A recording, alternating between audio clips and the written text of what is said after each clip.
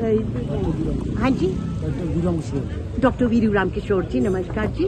आप ने बहुत आप एमएलए रहे हैं पहले सर, एंड आप उस जमाने में राजा साहब वीरभद्र सिंह जी के साथ थे, जिनकी आज 91st बर्थ एनिवर्सरी है। सर, 2 लफ्ज में जानना चाहूंगी कि कैसे इंसान थे और उनके कुछ अपने आपके उनके साथ जो कुछ पल बिताए हैं उनके बारे में कुछ जिक्र करेंगे?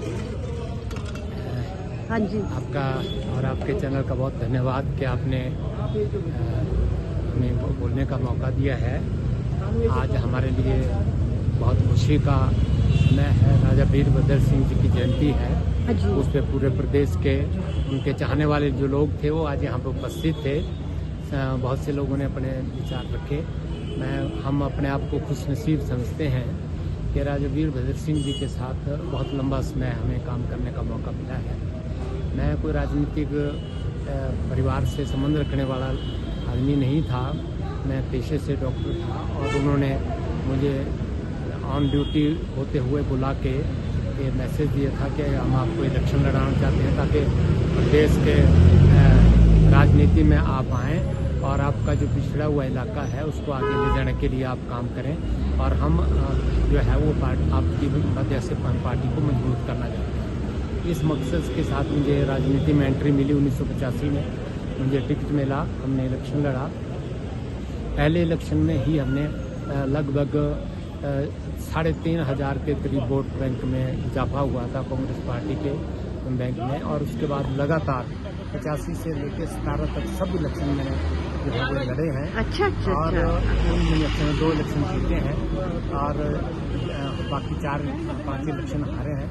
लेकिन जो भी हारे हैं वो बावजूद परिस्थितियों के हमारा अंतर जो था वो 1,500 के आसपास प्लस माइनस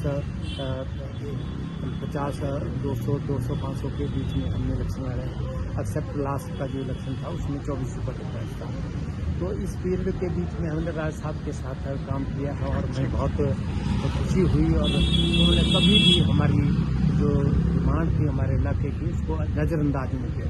मुझे फ़ख्र है कि उनके वजह से हमारे इलाके के लिए बहुत विकास हुआ है और जो विकास हुआ है वो आज धरातल के ऊपर है और सारे लोग जो है उस चीज़ को जो है वो आज पसंद करते हैं।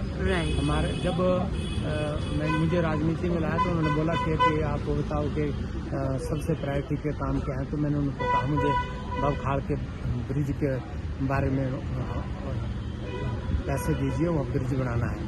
तो राजा साहब ने लगभग 1 महीने के बाद मुझे नमोल रेस्ट हाउस में उसकी जो सैंक्शन थी वो दे के दी थी। वो 18 लाख के आसपास थी।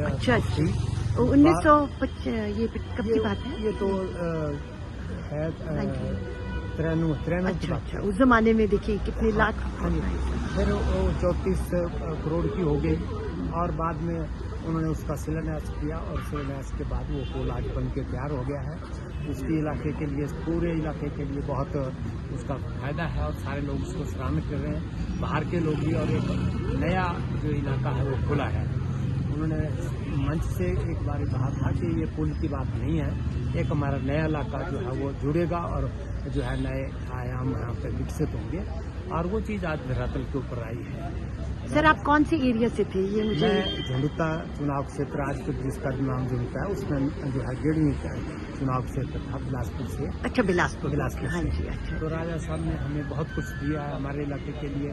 जो शिक्षा के क्षेत्र में बहुत ज़्यादा विकास किया है, हर जगह उन्होंने जो है हमारे प्राइमरी स्कूल खोले, मिडिल स्कूल खोले, हाई स्कूल खोले और आज कोई जगह ऐसी नहीं है कि जहाँ स्कूल नहीं है। लेकिन आज की परिस्थिति में कुछ परिस्थितियाँ बदली हैं। हम सरकार से भी ये अनुरोध करेंगे उन कुछ चीज़ों को देखें। तो कुछ छोटे इलाकों के स्कूल जो हैं उनको सरकार उनसे मर्ज कर रही है या बंद कर रही है। तो राजा साहब कहते थे कि अगर एक बच्चा भी कहीं होगा तो हम उसके लिए भी टीचर प्रोवाइड करेंगे और ये कांग्रेस की नीति थी। मैं समझता हूँ जो मौजूदा सोच है उसकी वजह से उस सोच के ऊपर थोड़ा बहुत फर्क जरूर पड़ रहा है। तो हम मौजूदा सरकार से ये जरूर चाहेंगे कि इस चीज़ के ऊपर गौर करें और उनके चलाए हुए विकास के काम आज भी जो है बहुत आगे से बढ़ रहे हैं और सब लोग इसको सर आपसे मिलके बहुत अच्छा लगा और I request you to like and subscribe my channel जो कि ज्योति झंकार बीट्स है। और आपसे इतनी बातें राजा साहब की, और आप समझते हैं उनकी आत्मा अभी भी अलाइव है, चाहे वो बिल्कुल अच्छा। हमें दिल से प्यार है उनके साथ और बहुत कुछ सीखा है, बहुत कुछ दिया है। अच्छा, नमस्कार जी। ओके समय